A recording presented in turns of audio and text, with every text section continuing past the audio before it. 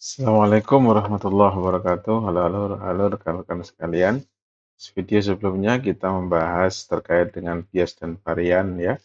Bias tinggi kita mengalami bias tinggi saat kita mengembangkan model, kemudian juga varian tinggi. Nah, bagaimana mengatasinya ya? Nah, kita sekarang sudah jelaskan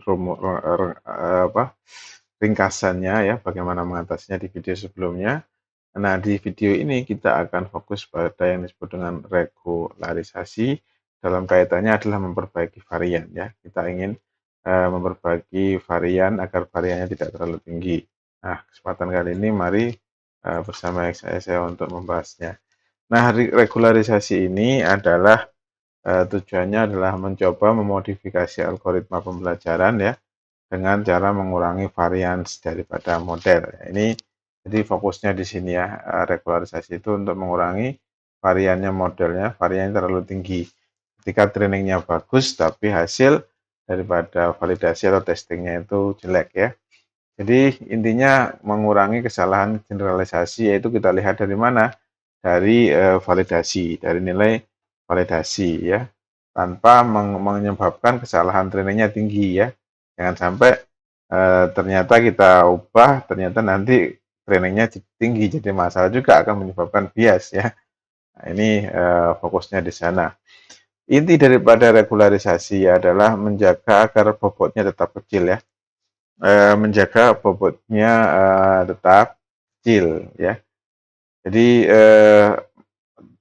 idenya bagaimana ya? Jika unit-unit kita, unit-unit hidden layer maksudnya ya, memiliki bobot yang besar, maka menjadikan fungsi daripada masing-masing unit itu ya, fungsi unit-unit tersebut akan memiliki pengaruh besar yang signifikan terhadap output. Ya, kalau bobotnya besar, maka semua tiap unit itu memiliki peran yang besar dalam menghasilkan output ya. Kita ingatkan multi-layer perceptron atau deep learning kan banyak node-node unit-unit yang itu nanti dikalikan dengan bobotnya. Kalau bobotnya besar-besar, maka semuanya akan berpengaruh. Akhirnya apa? Menyebabkan fluktuasi pada hasil akhir pada outputnya ya. Dan itu menjadikan sistemnya itu menjadi nanti kadang overfitting ya, karena itu terlalu bagus. Di antaranya juga menjaga bobot tetap kecil itu intinya apa? Mengurangi jumlah pengaruh yang akan dimiliki setiap unit pada hasil akhir ya. Jadi unit-unit itu ketika bobotnya kecil, maka pengaruhnya terhadap output itu menjadi berkurang ya. Jadi dibuat tidak semuanya memberi pengaruh terhadap output. Nah, sehingga efeknya apa? Kalau kita melatih jaringan yang besar, jaringannya sebenarnya kompleks, tetapi beberapa bagian unitnya itu memiliki efek yang kurang pada output, efeknya sedikit. Itu sebenarnya sama saja dengan kita melatih jaringan yang sederhana. Jadi intinya kompleksitas daripada jaringan itu menjadi berkurang kan, berbeda dengan kita memperbaiki bias. Kalau memperbaiki bias, kita harus memperbesar jaringan. Jaringannya harus kita perbesar, kita tambahkan hidden unitnya, layernya kita tambahkan, lalu gitu. Tapi dalam memperbaiki varian, kita malah membuatnya lebih sederhana. Tetapi jangan sampai strukturnya yang tadi memperbaiki bias yang strukturnya besar itu kita hilangkan. Tidak, strukturnya tetap, tapi dalam proses pelatihan ini kita berusaha untuk meminimalkan beberapa pengaruh bobot sehingga bobot-bobot itu nanti tidak memiliki pengaruh signifikan pada output, sehingga dia tidak terlalu belajarnya tidak terlalu overfit. Ya, dari situ maka variannya nanti akan bisa berkurang. Ilustrasinya begini ya, ini ada gambar-gambar ini kalau kita lihat, ini kan kompleks sekali ya, kompleks, ini berapa hidden layer, ini 1, 2, 3, kemudian sini output layer, sini, atau ini mungkin masuk, ini inputnya ya. Maka kalau kita nanti menerapkan regularisasi, maka diantaranya ada beberapa bobot itu kita buat mendekati nol atau menjadi nol ya. Ini menjadi tidak berkontribusi. Ya. Secara struktur dia besar tetap ya, secara struktur tetap ya. Tetapi kita lihat bobot-bobotnya ternyata ini dibuat nol atau mendekati nol. Jadi sebenarnya yang berpartisipasi hanya yang hijau-hijau ini aja. Ya, sehingga secara kompleksitas strukturnya mungkin tetap besar, tetapi secara kompleksitas sebenarnya tidak terlalu kompleks. Nah, itu yang berhasil dalam mengurangi overfitting ya. Nah, oke, beberapa mungkin yang untuk overfitting ini khusus overfitting ya, regularisasi nanti drop out. Nah, ini drop out itu sama nanti dengan regularisasi L1 sama 2, idenya kayak tadi. Jadi kalau early stopping ini mungkin bisa dianggap sebagai bagian dari regularisasi. Jadi nanti kita menghentikan pembelajaran sebelum terjadinya nanti overfitting ya. Nanti epochnya itu kita stop dalam perulangan pembelajarannya ya. Kemudian ada documentation sama penambahan noise ini sebenarnya dia tidak langsung ke regularisasi tapi dia masuk kepada perbaikan varian ya, perbaikan varian untuk memperbanyak data. Ya, jadi data documentation sama penambahan noise itu dia sebenarnya tidak langsung masuk ke dalam regularisasi ini ya. Tapi kita masukkan dari sini mungkin sebagai upaya untuk mungkin judulnya ini mestinya memperkecil varian ya. Jadi melakukan regularisasi 1, 2, 3 ini bagian regularisasi. Ini adalah bagian dari upaya untuk penambahan data ya. Oke, sekarang coba kita masuk ya ke bagian yang pertama yang disebut dengan L1 dan L2 regularisasi atau regularisasi L1 dan L2 ya. Nah, bagaimana regularisasi ini? Jadi regularisasi L1 dan L2 itu intinya dia mengubah loss function-nya ya. Jadi loss function-nya ini kita update ya dengan menambahkan ini ya. Menambahkan adanya lambda, perkalian antara lambda suatu konstanta dengan jumlahan nilai absolut dari bobot ya. Jadi jumlahan bobotnya itu dijumlah semua ya, nilai absolutnya berapa, minusnya diabsolutkan, tidak yang minus jadi positif semua dijumlahkan, maka jumlahan bobotnya itu berapa. Nah, dikalikan dengan lambda. Ya, itu nanti sebagai ditambahkan dengan loss function yang lama. Ya, itu ditambahkan, maka itu nanti akan menyebabkan nanti update bobotnya itu menjadi sebagiannya itu menjadi bobot itu menjadi lebih kecil. Update bobotnya itu menyebabkan sebagian bobotnya itu menjadi 0 atau mendekati 0. Kemudian yang kedua yaitu menggunakan L2 regularization. Jadi pada loss function-nya ini ada lambda dikalikan dengan nilai kuadrat daripada bobot ya. Kalau ini adalah nilai positifnya diambil, kalau negatif jadi positif, kalau ini bobotnya dikuadratkan baru kemudian dijumlahkan semua. Ya, jadi ini ada nilai lambda. Nilai lambda ini nilainya antara 0 dan 1. Kalau lambda 0 berarti tidak ada penalti. Sama sekali tidak ada regularisasi kalau nilainya 0 karena loss function-nya pakai loss function yang lama.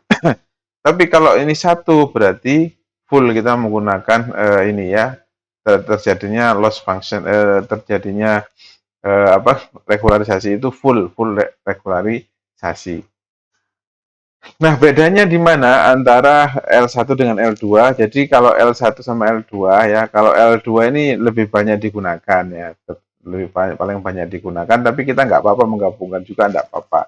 Kenapa kok L2 lebih banyak digunakan? Karena L1 ini materi bobotnya lebih sparse, eh, jadi bobotnya itu nanti yang lebih banyak yang nol. Jadi bobotnya itu banyak yang nolnya daripada yang tidak. Jadi lebih renggang gitu lah istilahnya. Jadi lebih banyak nanti sebenarnya jaringannya itu menjadi ya kebanyakan bobot yang menjadi nol ya. Sehingga perannya bobot itu terlalu sangat tegas gitu ya. Memang bedanya dengan L2 itu halus. Jadi dia tidak langsung nol, tapi nanti ada yang nol yang mendekati nol begitu. Ya memang dia membuat nol pada sebagiannya, tetapi tidak langsung menjadi nol. Kalau ini betul-betul sama dengan nol, sehingga dianggaplah dia agak kasar. Kalau L2 ini dianggap lebih halus begitu. Ilustrasinya kan begini ilustrasinya ya. Kalau diilustrasikan ini dengan adanya regularisasi itu yang putih itu menjadi tidak ada ya, putih-putih itu dianggap menjadi nol. Kalau L1 itu betul-betul nol, tapi kalau L2 itu tidak betul-betul nol. Jadi ada angkanya tapi masih mendekati nol. Nah, ini karena itu L2 itu lebih disukai ya. Kalau pada sebagian ini lebih banyak kalau ngupdate-nya itu lebih berpotensi memperbaiki varian dari L2 daripada L1, tapi digunakan dua-duanya juga tidak mengapa ya. Nah, itu terkait dengan regularisasi L1 dan L2 ya dalam kaitannya mengupdate loss function. Kemudian yang serupa juga ada disebut dengan dropout ya. Ini serupa dengan regularisasi tadi, ya, intinya tadi ya. Di sini kalau kita lihat ya, maka untuk yang ini dropout itu di sini misalkan ada contoh ya dropoutnya setengah. Artinya itu adalah probabilitas dropout itu probabilitas dari setiap ini misalkan kita bobot ini kita kasih dropout setengah. Artinya probabilitasnya 50% itu akan dijadikan nol. Bobotnya itu di sini 50% akan dijadikan nol. Kalau mungkin 0,2 berarti 20%. Ya, kalau ini ada 4 jadi bisa menjadi 2 ya. Itu kira-kira begitu. Nah, kalau ini ada 4 jadi kalau ini semuanya 50%, ini tiap layer dibuat dropout-nya berapa. Ya, kalau ini misalkan semuanya dibuat 50%, jadinya akhirnya ini betul-betul ini ya, tinggal ini sama ini sama ini sama ini. Ya, itu kalau menggunakan dropout. Bedanya tadi dengan regularisasi. Jadi regularisasi itu kalau ini kan secara acak ya, penentuan mananya secara acak. Loss function-nya ya mungkin loss function yang biasa saja. Tapi kalau yang tadi mengubahnya lewat loss function untuk menjadikan bobot-bobot itu memiliki pengaruh yang sedikit, kecil atau mendekati nol atau bahkan menjadi nol. Tapi kalau ini kita memilih secara acak di bagian-bagian ini berapa dropout, berapa yang 50% berarti kalau 4 berarti duanya akan hilang. Maka yang mana yang akan hilang, maka itu diacak. Yes, pos berikutnya juga akan diacak, iterasi berikutnya akan diacak. Kalau 0,2 berarti 20% yang hilang. Ya, yang dianggap dijadikan nol. Itu yang dimaksud dengan dropout. Artinya tadi tujuannya ya, jadi membuat sistem itu tidak terlalu kompleks sehingga menghindari namanya varian ya. Kemudian early stopping ini begini, ini kan ada epoch ini ya, ini epochnya ya, ini iterasinya ya, epochnya diulang-ulang kan begitu trainingnya. Nah, ini kan varian itu kan perbedaan antara training dengan testing atau sama saja validasi ya. Jadi kita anggap tes sama validasi. Maka ketika ini rentangnya nggak terlalu besar, maka variannya kan pasti akan nggak besar variannya ya. Nah ini kita lihat variannya masih oke, masih oke, masih oke. Ternyata ada suatu keadaan ya, ada suatu keadaan ketika nanti perbedaan antara ini training, yang ini validasi atau testing, itu mulai membesar. Nah, ini kan terjadi variannya tinggi di sini. Variannya tinggi. Maka yang dimaksud dengan early stopping itu ketika ini sudah mulai membesar, melebar perbedaannya, maka kita hentikan. Kita hentikan pembelajarannya. Ya, tapi jangan sampai belum banyak belajar sudah di stop. Ini disebut underfitting daerah sini, bahaya. Kalau kebanyakan jadi overfitting ya. Jadi kalau menghindari underfitting ya itu sebenarnya tadi diperlama. Tapi kalau diperlama ternyata kelamaan ya berarti terjadi overfitting ya. Berarti harus dicari waktu yang tepat ya. Jadi ini ada namanya early stopping ya, di keras itu sudah ada fungsi untuk melakukan early stopping. Jadi begitu nanti mulai membesar ininya variannya, maka akan berhenti sampai di situ. Itu disebut dengan early stopping. Nah, kemudian data argumentasi. Jadi argumentasi ini mengatasi varian bukan dengan cara regularisasi tadi ya, mengubah ini, tapi dia fokus kepada penambah data. Nah, ini yang menarik karena mungkin kita repot ngambil data banyak, sebenarnya ini murah. Kenapa? Karena datanya ditransformasikan ke dalam bentuk yang berbeda. Misalkan ini kucingnya, ini gambarnya begini, nanti gambarnya miring ya. Ini di kanan, di flip ya, begitu ya, diputer ya, dirotate dan sebagainya. Ya, tapi perlu dihati-hati dalam memilih transformasi ini ya.